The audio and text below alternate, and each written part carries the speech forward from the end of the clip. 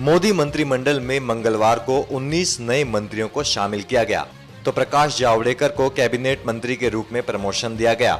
प्रधानमंत्री नरेंद्र मोदी ने मंगलवार को कैबिनेट विस्तार से पहले कहा कि ये कैबिनेट में फेरबदल नहीं बल्कि एक विस्तार है। उन्होंने कहा, मोदी को मोदी की इमेज बनाने के लिए काम नहीं करना चाहिए। देश की ग्लोबल इमेज प्रधानमंत्री की जिम्मेदारी है। प्रधानमंत्री ने अपनी सरकार की तारीफ करते हुए कहा कि पहले कैबिनेट नोट्स लेने में कम से कम 3 महीने लग जाते थे, लेकिन अब हमने इस अवधि को कम करके 15 से 30 दिन कर दिया है। कुछ अपवाद हैं, लेकिन हमें सफलता मिली है। ये मिनिमम गवर्नमेंट मैक्सिमम गवर्नेंस का उदाहरण है।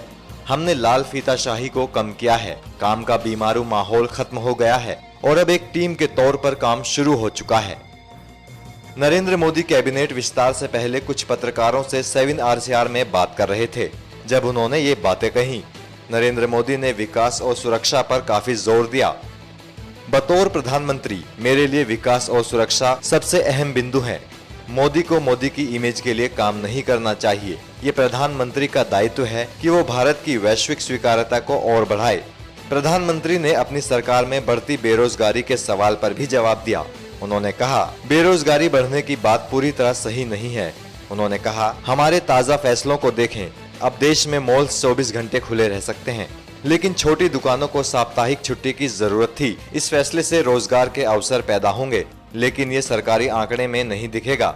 जब विपक्ष के संबंध में सवाल किए गए तो मोदी ने उस पर भी जवाब दिया।